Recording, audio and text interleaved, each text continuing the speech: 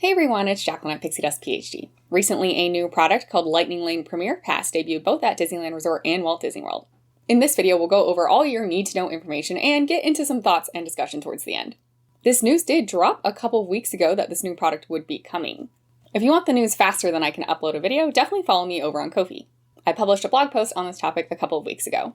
In this instance, there wasn't that much time between the news dropping that this product was coming and actual implementation of the product, so I decided to wait a bit to make the video until we could see some folks who've actually used the product and hear their reactions. Thanks to everyone who did choose to buy the product and then share their experience, whether that's a vlog, a blog, posting on forums, over on Twitter, anything like that. It's super helpful and definitely answered a few of my questions.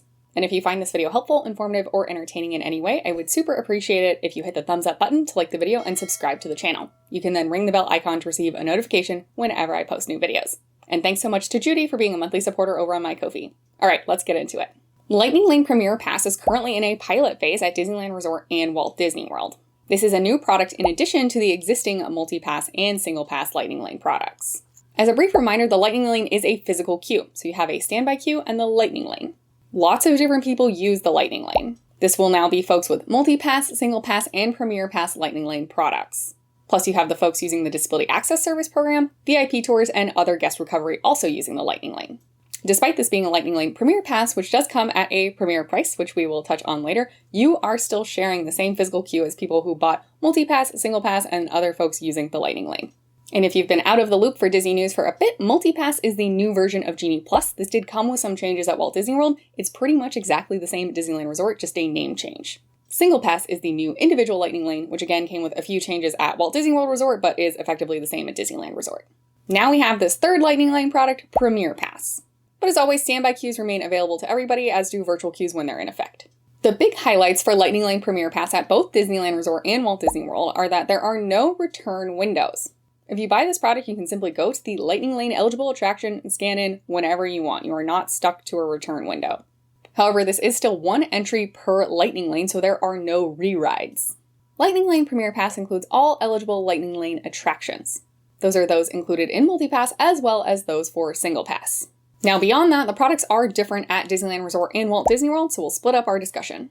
Starting at Disneyland Resort, you are able to purchase Lightning Lane Premier Pass 2 days in advance of your park visit at 7 a.m. Pacific Time. This will cost between $300 and $400 per person per day. At Disneyland, Lightning Lane Premier Pass is valid for use at both of their parks, Disneyland Park and Disney California Adventure, so long as you have a valid park hopping ticket. If you only have a single park entrance ticket, a base ticket, you can still buy Lightning Lane Premier Pass at Disneyland Resort. That being said, you will then only be able to use that product in the one park you can enter. The price is not going to scale down because you're not park hopping, and you're not eligible for a discount because you're not park hopping. As we've seen with many Disney products recently, this is date-based pricing, so whatever the price is for that day is the price you pay, whether or not you are park hopping. That being said, obviously to get the full value out of Lightning Lane Premier Pass at Disneyland Resort, you are probably going to want to have a park hopping ticket. With your Lightning Lane Premier Pass purchase at Disneyland Resort, you do get all of your photo pass pictures included. This includes both your attraction photos and any of those in-park photos you may get around points of interest. Moving over to Walt Disney World then, it is fairly different. First, you have to be eligible to buy Lightning Lane Premier Pass at Walt Disney World. For Disneyland Resort, if you want to buy Lightning Lane Premier Pass, you simply can. At Disney World, you have to be staying at a deluxe hotel, a Villas, the Swan, Swan Reserve, Dolphin, or Shades of Green. This is obviously subject to change over time, but for now, the purchase of Lightning Lane Premier Pass is restricted to folks staying at one of these hotels. Folks who are staying on property but at a value or moderate resort, or folks staying off property, simply cannot purchase Lightning Lane Premier Pass at Walt Disney World. If you are eligible, you can purchase Lightning Lane Premier Pass 7 days in advance of your eligible resort stay. This is then valid for the length of your stay, up to 14 days total. Essentially, this means 1 week in advance of your check-in, you can then go ahead and purchase Premier Pass for any day during your stay, so long as it's 14 days or shorter. And of course, this does have date-based pricing. The lowest advertised price is $129 per person per day plus tax, and that goes all the way up to $449 per person per day plus tax. Prices are obviously subject to change. At Disney World, Lightning Lane Premier Pass is valid for only one park per day. So at Disneyland, you could park hop. There is no park hopping with this exact product at Disney World. You also are not able to purchase multiple Lightning Lane Premier Passes for different parks on the same day. So say you wanted to do Animal Kingdom and Hollywood Studios on the same day, you could purchase Lightning Lane Premier Pass for one of those, but not both. Lightning Lane Premier Pass at Walt Disney World simply is one park per day. It does not support park hopping, and there isn't a workaround for that with this product. With your purchase of Lightning Lane Premier Pass, you are entitled to your attraction photos at Walt Disney World, but not all photo pass, only the attraction photos. Now we have 3 Lightning Lane products: Single Pass, Multi Pass, and Premier Pass, and they do differ at Disneyland and Disney World. Let's do a brief comparison of these 3 Lightning Lane products at the 2 different resorts. I'm going to list prices here, but note those are of course subject to change. At Disneyland Resort, there's really no eligibility. You don't necessarily have to be staying on site or anything like that. Anyone can buy any 3 of these products. Premier Pass you can purchase 2 days in advance of your visit. Multi-Pass you can add on in advance to your entire ticket. So if you wanted Multi-Pass for every day, you can do that in advance. But if you just want to buy it day by day, you will do that at park entry. And Single Pass you have to do at park entry as well. If you want to purchase Premier Pass 2 days in advance, that starts at 7 a.m. Pacific. The other products don't really have times associated with their purchase because you're either buying them in advance as part of your ticket for Multi-Pass or it's when you enter the park. And again, because you're not tied to eligibility with a resort stay or anything, for the most part, you're either buying these products one day at a time, or for Multi-Pass, if you want to add it to your entire length of ticket, you can do that. Premier Pass is going to run you $300 to $400 depending on the day. Lately, Multi-Pass has been about $30 to $36, and Single Passes have typically been running $16 to $28 or so, with Radiator Springs Racers typically being cheaper than Rise of the Resistance. Again, these are all per person per day. So I know the $300 to $400 for Premier Pass sounds like a lot. That will still only cover you. It's not going to cover your entire travel party. When you buy these products, there's no pre-booking. So at Walt Disney World, we'll get into that in a minute, you can pre-book attractions on some of the products. Here, there's just no pre-booking. Then once you're in the park and using your products, if you have Premier Pass, you don't have to worry about an arrival window. You just show up and go when you want. For both Multi-Pass and Single Pass, you can select the next available time. You don't get to select an arrival window. Say it's 9 a.m., but you want to wait until 12 p.m. to ride something. If the next available time is 9:30, you can't force it to let you go at 12. At Disneyland, you still can't choose your arrival window for Multi-Pass or Single Pass. That being said, you can pick the next available arrival window and then keep modifying it further away in time. Or you can book something else in the meantime and wait for that attraction's arrival window to line up with roughly when you want to do it before you book it. And with Multi-Pass, because you're forced into the next available time, they do still have stacking at Disneyland. So say it's 9 a.m. and I want to book Soarin', but the next available time is not till 3 p.m. I can book that now, and then 2 hours from when I book it, I can book another Lightning Lane. Generally speaking, for Multi-Pass at Disneyland, it's kind of a one-at-a-time thing. You have one, you scan it in, you book another one. But if there's a lot of time between those actions, between booking one and scanning, more than 2 hours, you can start stacking additional Multi-Pass Lightning Lanes. Again, these are all things that you wouldn't have to consider if you bought Premier Pass. None of these 3 products allow for rewrites of attractions. You get one scan into each eligible Lightning Lane. And you can park hop with Premier Pass and Multi-Pass. That's just not really applicable to Single Pass. And both Premier Pass and Multi-Pass do come with all of your Photo Pass pictures. Single Pass does not have any photo entitlements. Over at Walt Disney World, again, it looks pretty different. Anyone can buy Multi-Pass and Single Pass at Walt Disney World, but to buy Premier Pass, you have to be staying at a deluxe hotel, a villa, the Swan Reserve, the Dolphin, or Shades of Green. If you are an on-site resort guest, you can purchase any of these products 7 days in advance of your check-in. If you are not a resort guest for Multi-Pass and Single Pass, then you are restricted to 3 days in advance of your park visit. And these products are released to purchase for you either 7 or 3 days in advance, starting at 7 a.m. Eastern Time. If you are a resort guest, you can purchase up to 14 days of the length of your stay from the time you become eligible for that first purchase. If you are not a resort guest, you are going to have to purchase this day by day. Premier Pass at Walt Disney World varies from $129 to $449 per person per day plus tax. From the data I saw for the past year, it looked like Multi-Pass was offered anywhere between $15 to $35 per person per day. That being said, it definitely seemed to congregate on the upper end of that, so I wouldn't expect $15. It's more like, $27 to $35 most of the time. And Single Pass ranged from $10 to $25 per person per attraction or so. With Premier Pass, there is no need to pre-book anything because you don't have arrival windows, so no worries there. With Multi-Pass, you can pre-book 3 selections per park day in the same park. And with Single Pass, if you purchase that in advance, you can purchase 2 per park day in any park. Then once you're in the park, again, if you buy Premier Pass, there's no arrival window, you just show up when you feel like it. For Multi-Pass, you can choose from times available, so you're not forced into the next available time. You can go ahead and modify a time to be later or earlier, depending on availability. And that's also true of Single Pass. You can pick from the available times. You're not forced into the next available time. Multi-Pass at Walt Disney World does have tiers for your pre-bookings at Magic Kingdom, Epcot, and Hollywood Studios. So you will only be able to pre-book one Tier 1 attraction at those 3 parks, and then your other pre-bookings have to be Tier 2. This is just not applicable for Premier Pass or Single Pass. And the same as Disneyland, you cannot re-ride any attractions via the Lightning Lane with these products. You get 1 Lightning Lane entrance per attraction per product. Premier Pass does not allow for park hopping at Walt Disney World, but Multi-Pass does. And both Premier Pass and Multi-Pass at Walt Disney World come with your attraction photos, but not all photo pass. I know that's a lot of information. Feel free definitely to pause here and take a screenshot so you can refer back to it in the future. Also, if you need a refresher on the Multi-Pass and Single Pass products, I'll leave a link in the description below for you to check out a different video. That's your need to know information, but of course I still have some remaining thoughts, questions, and specific scenarios we can go over. Interestingly, you can hold more than 1 Lightning Lane product at a time. Should you choose, you can purchase all 3 for one day. For Single Pass, I think this is pretty straightforward and easy, whether you're buying Multi-Pass and Single Pass or Premier Pass and Single Pass. Not really any conflict in my brain. I do have more questions about how Multi-Pass and Premier Pass interact together. The redemption of your entry into the Lightning Lane at Disneyland and Disney World can be a little bit different. At both, you can just scan in, whether that's your park ticket or a Magic Band, but Disneyland has another option. In the app, you can hit Redeem Now, and then a barcode comes up, and you can scan that barcode. You don't have to do it this way, but it does give you a higher level of control. So for example, at Disneyland, if you wanted to purchase Premier Pass and Multi-Pass on the same day, that would get you, in principle, 2 Lightning Lane entries into every Lightning Lane eligible attraction. Multi-Pass is limited, of course, by what you could book, whereas Premier Pass, you could just get everything done you wanted. But if you wanted to have 2 of these Lightning Lane entrances to the big ride, say you want to do Big Thunder twice or whatever, this is the way to do it. Now with this barcode system, you have control. So say I haven't gone to Big Thunder Mountain yet with either of my products, but I booked the next available time for it for Multi-Pass, and that time is now. I can walk up and click Redeem Now on that and scan my barcode to ensure that the system is taking my Multi-Pass product. Then later I can just tap my Magic Band Plus to scan in and it will take my Premier Pass product. Walt Disney World does not have this barcode option. Say I've purchased Multi-Pass and Premier Pass and I'm using both in Hollywood Studios on the same day. Now let's say it's my arrival window for my Multi-Pass product at Tower of Terror.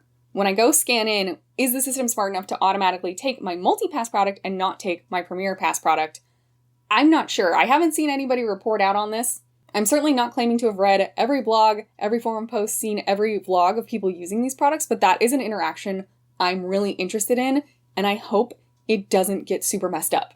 That being said, I don't know how many people are going to buy both Premier Pass and Multi-Pass to use in the same park on the same day, but I don't have a lot of faith in Disney technology, so it's definitely a question I have. I also have not been able to 100% verify eligibility for split stays at Walt Disney World. If you're doing a split stay between non-deluxe resorts, this is pretty easy and obvious. Say you're moving from Art of Animation to Animal Kingdom Lodge, then your eligibility starts 7 days before your Animal Kingdom Lodge check-in.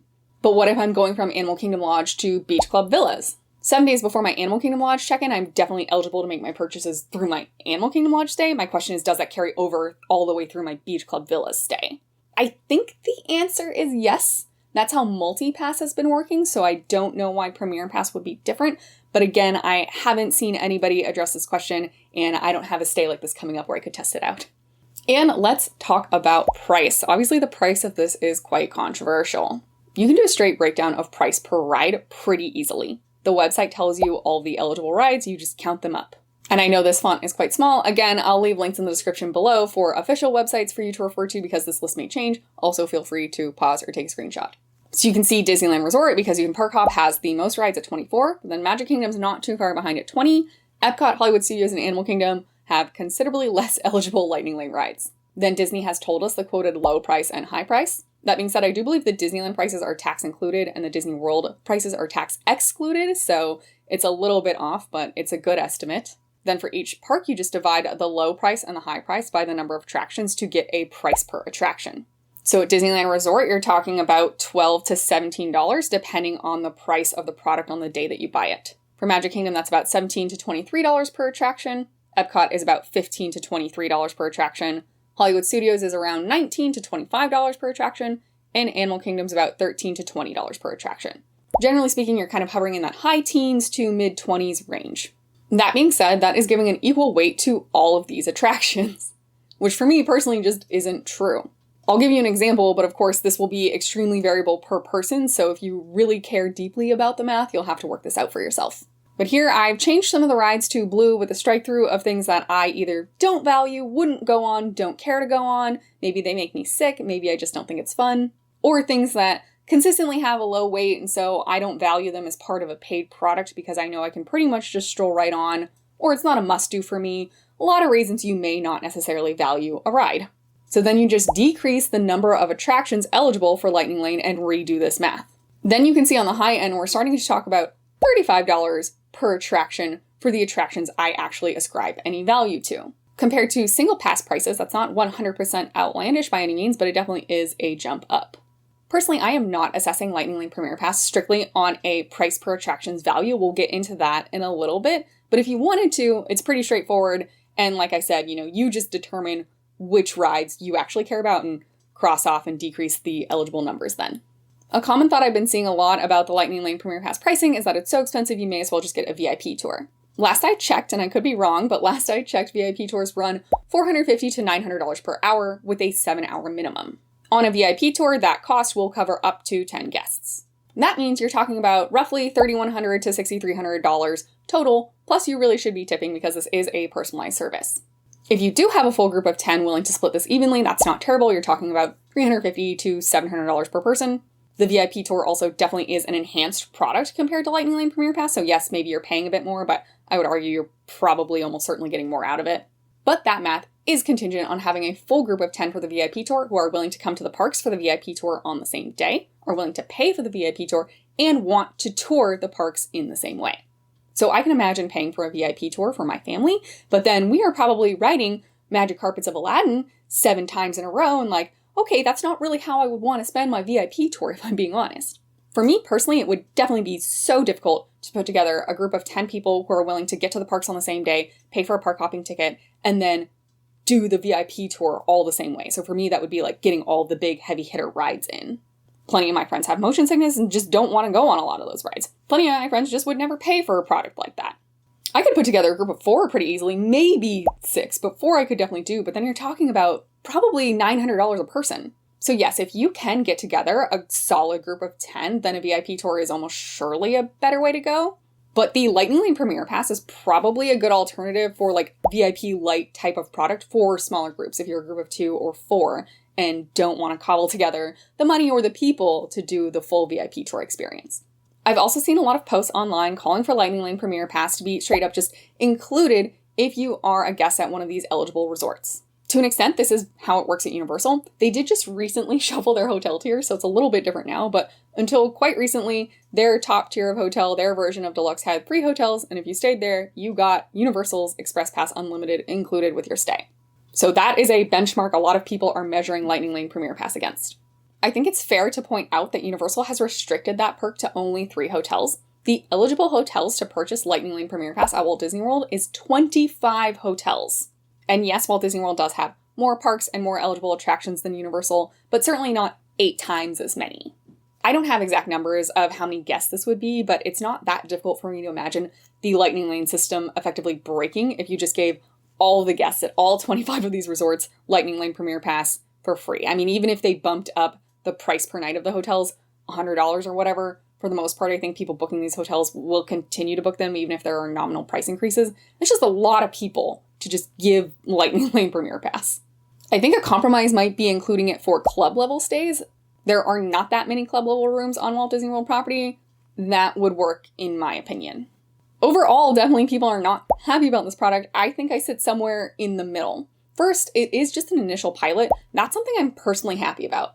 I know a lot of people are clamoring that it's not fair that you have to stay at a deluxe resort to even get to this, but to me, that is Disney very intentionally saying, these are folks with disposable income, let them buy our product and guinea pig test it, and we can make tweaks based on their feedback.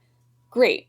Like if someone who's already paying $750 a night to stay at the Grand Floridian buys this for one day, and it's a B, it's not an A+, it's okay, but there's some things they could work on.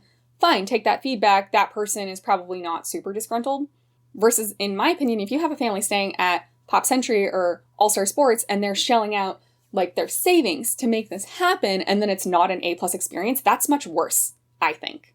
So I'm good with letting these people be the guinea pigs. It's possible it may expand in the future. We don't know what adjustments they'll make. I think the only thing we're probably relatively sure about is if they retain this product, the price will probably only continue to increase. But I don't know, I'm personally not mad right now that they're treating it like a pilot. I think that's maybe even a wise decision.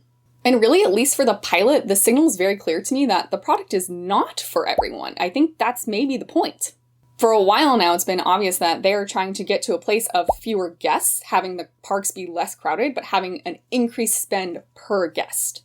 So they may be targeting a niche group here where they feel they can increase that spend per guest overall.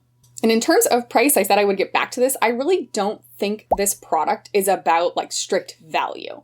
You can buy multi-pass and single pass, and if you are diligent and a little bit lucky, you can have like roughly the same experience, right? You'll be able to enter the lightning lane for those attractions. Premier Pass is much more of a lifestyle and like park touring style choice, in my opinion. It's more relaxed. You don't have to worry about arrival windows. You don't have to be constantly booking new things.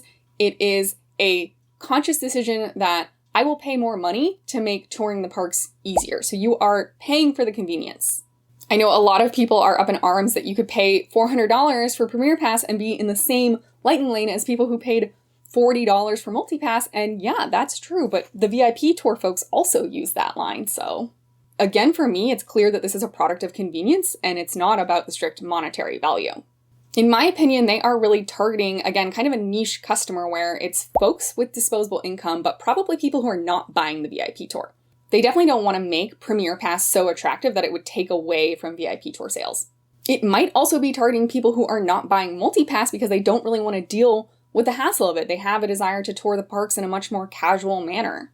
Or possibly they may be trying to convert folks who are buying multi-pass but are frustrated with how involved it is, but do have that disposable income to flip up to Premier Pass and have a more enjoyable day. The more I sat on this and thought about it, I really wondered what the multi-pass sales were like for DVC members, for example. It's a small sample size, but most of the DVC members I talk to, because they go regularly, are not fussed about getting on every attraction, and so maybe have bought multi-pass once or twice, but generally speaking, don't buy it.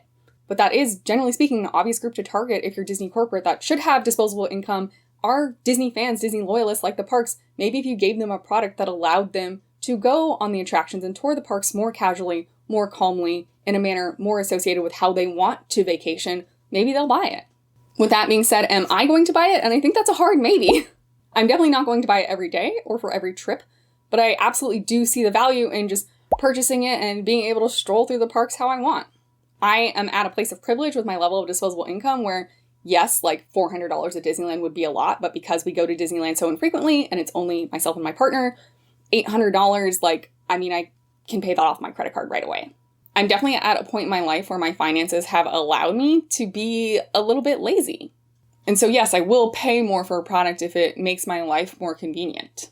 Disneyland's a bit of an easier sell for me mentally because I don't go to Disneyland that often, so having a product of convenience is something I probably would be willing to pay for. That being said, last time I was in Disneyland, it was Genie Plus then, but multi-pass now, again, it's the same product. It worked really well when I was there, so I'm not too sure if there's a good argument for me to buy Premier Pass. Probably will be a game time decision. Disney World's maybe a little bit of a harder sell for me for Premier Pass just because I do go pretty regularly, so I'm not too pressured to get on every attraction. But honestly, again, I come from a place of privilege where, yeah, if I wanted to dump $200 into a great day at the Animal Kingdom, I could, and it wouldn't be a big deal. It does sound nice to be able to just buy this product and stroll onto the rides when I feel like it.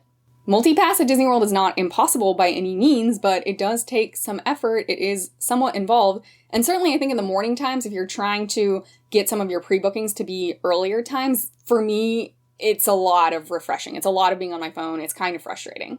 Again, you can definitely make it work. It's not impossible. It just is something that will take up mental capacity that you could free up fully if you wanted to pay up to buy Premier Pass. At both resorts, also, Premier Pass seems so much more efficient in terms of saving you steps. With multi-pass, depending on what's available to book, you may be sort of bopping back and forth across the park as you are redeeming different attractions. With Premier Pass, if you wanted, you really could just do the exact loop, assuming that a ride wasn't down or the lightning lane wasn't super backed up or something. I'm not at a point in my life yet where I'm really cognizant about saving steps, but I do have bad hips. I've had surgery on both my hips. Sometimes they are flaring and it's pretty uncomfy. So if I happen to be on vacation when my pain was flaring pretty high, then yeah, saving steps probably is a pretty good motivating factor for me. So I don't know. I don't have immediate plans to buy it. I definitely am considering it for upcoming trips. It's not a hard no for me, but we'll see. I am deep in my core a pretty frugal person, so because there is a much cheaper alternative in MultiPass that works well enough, it's a little bit hard to talk myself out of just buying MultiPass. Like I said, it will probably be a game time decision for the most part, and we'll definitely just look at our vacation fund bank account, see how full it is, and decide from there. And remember that you don't have to buy any Lightning Lane products if you don't want to. Now, if you're at the parks during a busier time of year, it probably does feel like you have to buy a product in order to get anything done, and I'm not gonna lie, you're kind of not wrong. But if you're able to travel at off-peak times like I am, you can definitely just go and have a good time. Standby lines are not too terrible. Especially if you are willing to strategize a bit, so if you will rope drop, take a break midday when the parks are busiest, come back at night. If you're willing to miss the nighttime entertainment, lines drop a ton during then. There's plenty of ways to get around it if you really are so against buying a Lightning Lane product. Alternatively, if you are a planner and you've booked your vacation well in advance, if you do want to buy one of these products, just start saving for it sooner rather than later. If you build it into your budget and are able to start saving for that 6+ months in advance, the price will probably hurt less than if you're buying it day of, spur of the moment, and now that's an extra cost that you have to deal with. So I know Lightning Lane Premier Pass has generally not been popular, but I'm really interested to hear your thoughts. And while of course your opinions on price are welcome and valid, I'm really interested to hear what you think sort of beyond price. How do you feel about the rollout being a pilot? How do you feel about eligibility being restricted at Walt Disney World but not Disneyland? If they allowed you to re-ride the same ride multiple times, would that make it more worth it to you? What if they allowed re-rides but bumped the prices up even more? Is that worth it to you? Do you anticipate buying this product anytime in the future? And how are you feeling sort of about MultiPass versus Premier Pass? It's easy to find the outrage sort of on the broader internet. I think mostly people do not like this and are mad. But what I love about this community is a vast majority of you are so thoughtful and reasonable, logical, like willing to understand, yes, something may not be for you, but it may still be okay, or even understand, the corporate aspect to it. So yeah, definitely interested to hear what you think. Leave that in the comments down below. And if you have seen any firsthand accounts of folks buying this product and using it that can answer some of my remaining questions, I would love to know. Like I said, split stays at Walt Disney World, as long as you don't have a break in between your 2 Deluxe Plus hotels, I think will probably be fine for purchases, but I would love to know for sure. And if you know of anyone that bought MultiPass and Premier Pass at the same park at Walt Disney World, please refer me to whatever they posted. I would love to learn about that. Thanks so much for watching, and thank you again for liking the video and subscribing to the channel. If you want more information about Lightning Lane products, links are in the description below. I hope you're all having a great fall, and we'll see you next time at Pixie Dust PhD.